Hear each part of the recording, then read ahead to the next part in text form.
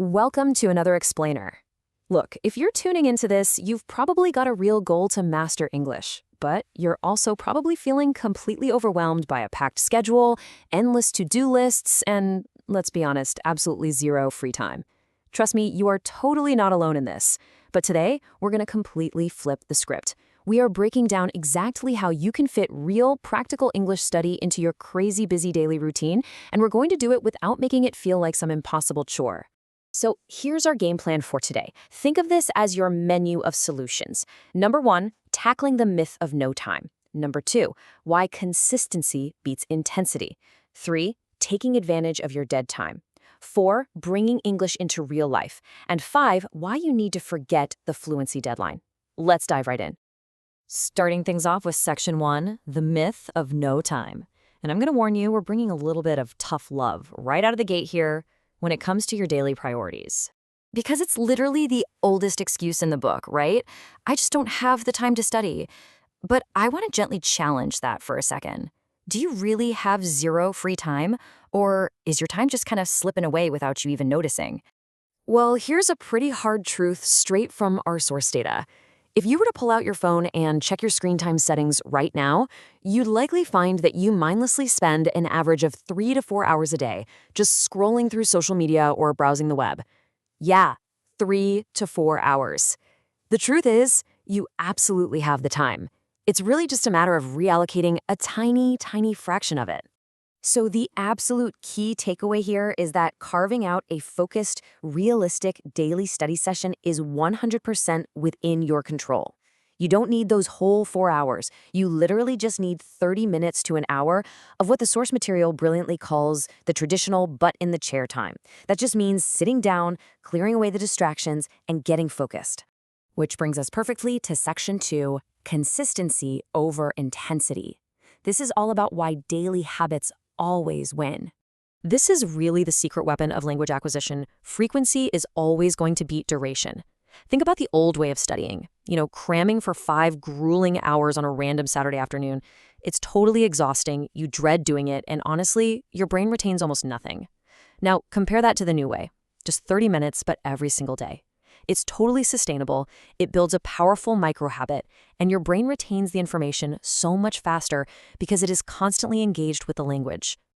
And what's actually wild here is the math behind it.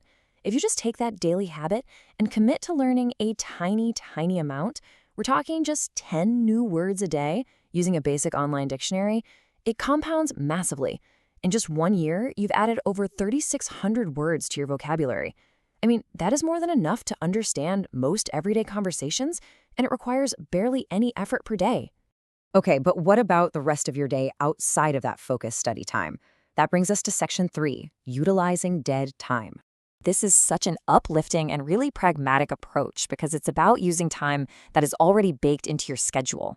We call this dead time. These are those everyday moments spent doing automatic tasks. You're commuting to work, you're washing the dishes, you're sweeping the floor. Your hands are busy, sure, but your mind is completely free. This is the absolute best time to immerse your brain in English audio, simply because it doesn't cost you a single extra minute of your day. And during this dead time, you can try a highly effective technique called shadowing. Now, it sounds super academic and complex, but it's actually incredibly simple. First, you just pick an English audio track, maybe a podcast or a YouTube video. Second, listen to it on repeat just to catch the natural rhythm of the language. And third, you shadow the speaker. You basically just imitate them.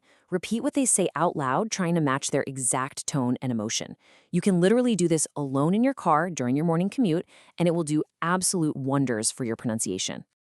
All right, let's see how this all builds into practical execution with section 4, real-life English. Because learning a language shouldn't feel like an academic chore. It has to become a natural part of your lifestyle. So here are some super specific micro habits you can implement literally today. Change your smartphone's operating system to English. Experts note this forces you to interact with the language every single day. Start speaking to your virtual assistants in English. Hey, talk to yourself in the shower about how your day went. Go online and find a key pal, an online pen pal to exchange messages with. Or just rewatch a TV series you already know and love, but this time, switch the audio and the subtitles to English.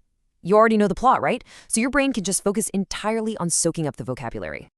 And it gets better, because even your music choices can be optimized for studying. If you love pop music, you are getting great exposure to everyday vocabulary and super clear pronunciation. Rock music? That is fantastic for picking up slang and informal, dynamic expressions. Jazz and blues will really challenge your listening comprehension with all those varied rhythms. And country music is actually incredible for clear daily narratives and really practical vocabulary. The best part is, you are actively studying while simply enjoying your favorite playlists. Finally, let's talk about your mindset. Section 5. Forget the fluency deadline. This section is entirely about protecting your mental well-being and keeping you in the game for the long haul. Please do not fall for those predatory fluency in 3-month scams. The source material is super clear on this. Expecting to be totally fluent in a few months is a complete illusion. And worse, it just leads to crushing pressure and frustration, which is exactly what causes so many excited learners to just throw in the towel and quit. Now, will you learn the basics in a few months? For sure. But true mastery? That takes years of continuous, gentle improvement. So take that massive deadline off your shoulders, forget about it, and just focus on being a little bit better today than you were yesterday. So I want to leave you with a bit of a provocative question to wrap up this explainer. Forget the massive deadlines, forget the overwhelming study schedules. Based on everything we just covered, what is the one small micro habit you are going to start implementing today? Is it learning 10 words a day? Is it changing your phone language? Or maybe shadowing in the car? Pick just one, start today, and watch that compound interest work its absolute magic. Thanks so much for tuning in, and keep learning.